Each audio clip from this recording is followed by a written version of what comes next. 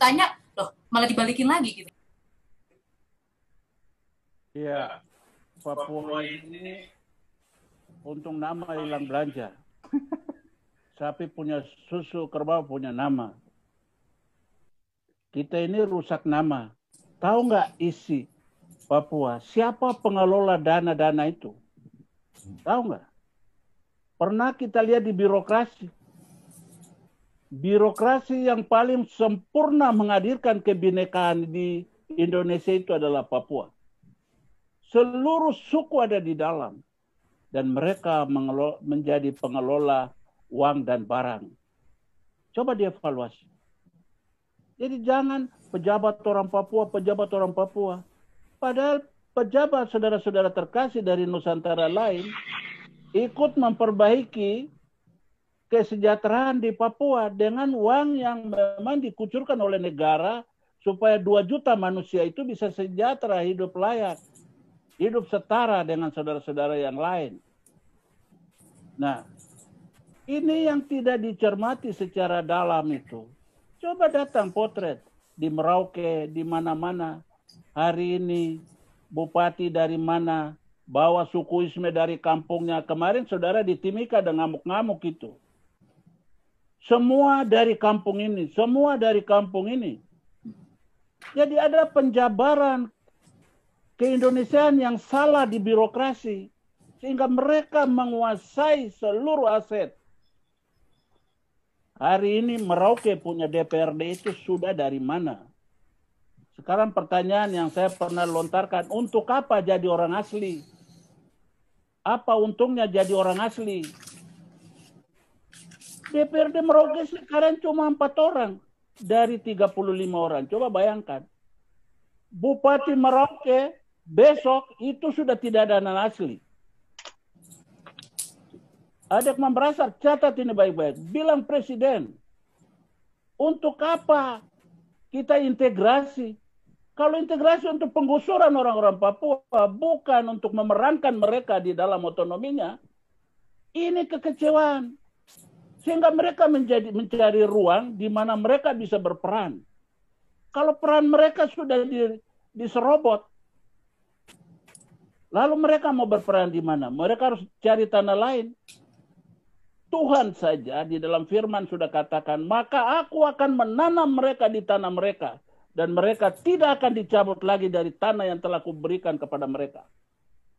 Sekarang mereka tercabut. Oke.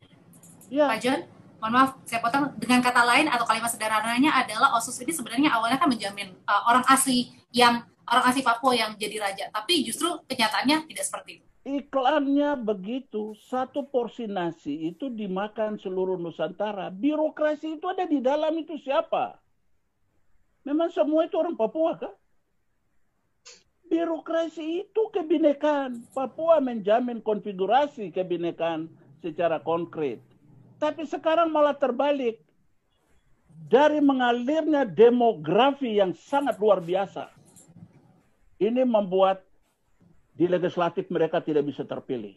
Bupati mereka besok tidak terpilih. Kalau pemerintah tidak melakukan proteksi dalam tanda petik, makna dari otonomi khusus, ya saya pikir wajar kalau mereka bilang, kita lebih baik cari kita punya tempat sendiri supaya kita bisa atur. Ada permainan apa Pak Jo di dalamnya? Mana? Di dalamnya ada apa? Ada permainan apa Pak di dalamnya Bang? Orang Papua ini kan korban dari sifat dasarnya, terlalu baik. Orang Papua korban dari sifat dasarnya. Terima orang, tapi tidak tahu bahwa besok akan menjadi bumerang yang menyerang hak dia.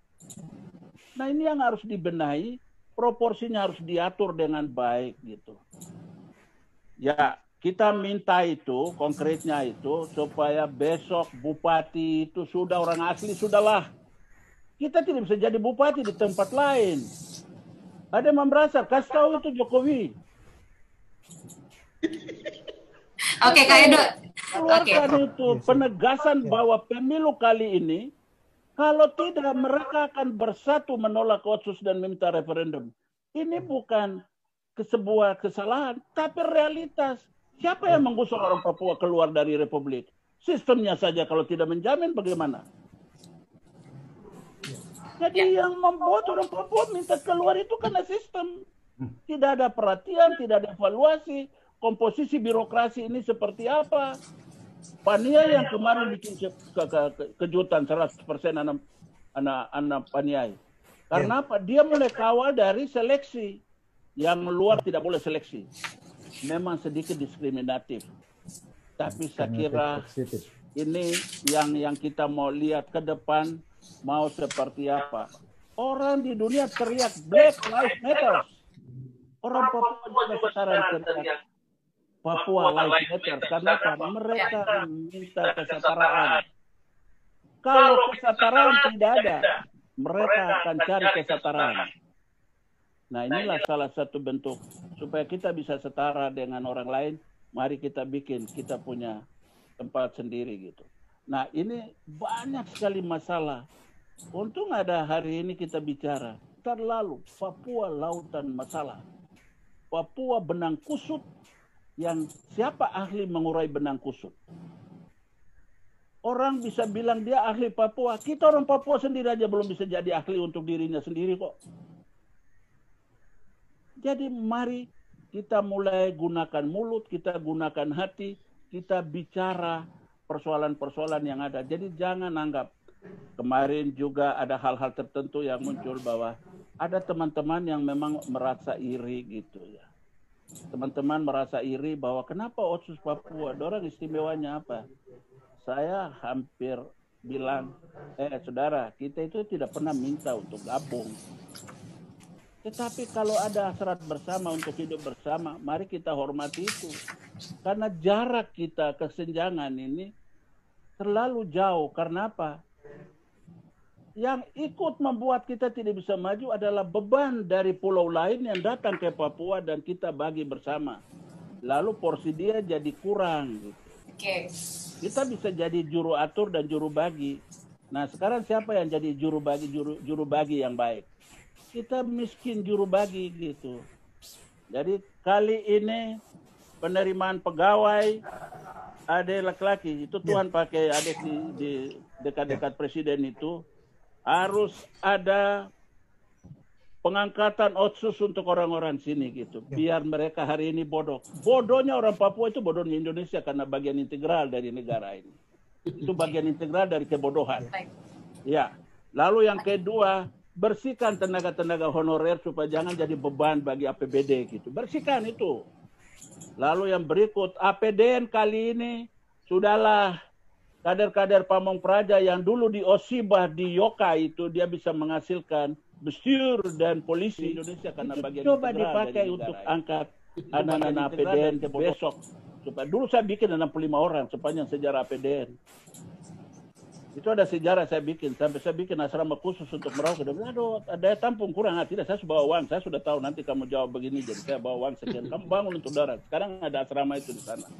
Jadi saya pikir hal sepele mau urus orang Papua itu sederhana. Saya mau kasih tahu kuncinya. Konsekuen laksanakan Pancasila baik-baik. Konsekuen laksanakan Pancasila baik-baik supaya orang Papua tenang dengan Pancasila. Yang kedua itu adalah lagu Indonesia Raya itu jangan cuma dinyanyi berdiri dan segala macam, tapi ada kalimat mujarab di situ yang kita tidak pernah gunakan. Nah, soal pendidikan, orang bisa bikin SMA taruna gitu. Lalu kita pun anak-anak, kemarin ada yang testing ini, mau masuk, ada sekolah tertentu, sekolah strategis di negara ini, dia dikalahkan karena harus terima dari SMA taruna gitu.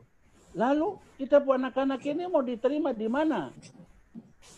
Sorga juga tidak bisa terima dorang, neraka apalagi juga tolak. Kalau sorga dan neraka sudah tolak dorang, itu kemana? Jadi ini perlu keterbukaan hati kita semua untuk kita mengoreksi. Mungkin kita juga sama-sama menyumbang permasalahan yang sekarang menjadi kegagalan. Baik. Jadi itu saja yang saya mau tambah supaya hal-hal yang sekarang lagi berlangsung. Ada laki-laki kasih tahu Jokowi, so keluarkan perintah, bupati itu harus orang asli. Kita punya mahkota. Kenapa kita punya mahkota itu diambil seenaknya gitu? Memang di kampungnya orang kasih kita mahkota kan? Ini keterlaluan. Apakah integrasi tujuannya untuk itu?